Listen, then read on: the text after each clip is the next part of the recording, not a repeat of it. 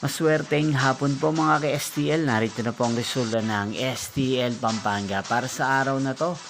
Second draw, March 11, 2026, araw ng Miyerkules. Naway ang mga natayaan nyo pong mga numero kanina ay manalo nawa ngayong hapong ito, 4 PM. Kaya't kunin nyo na po ang inyong mga ticket. Narito na po ang resulta.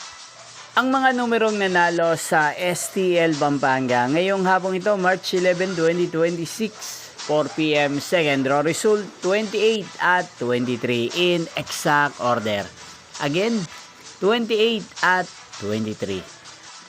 At ngayong hapong ito sa STL Pampanga, atin pong i-shoutout si Ate Maricel ng Pampanga.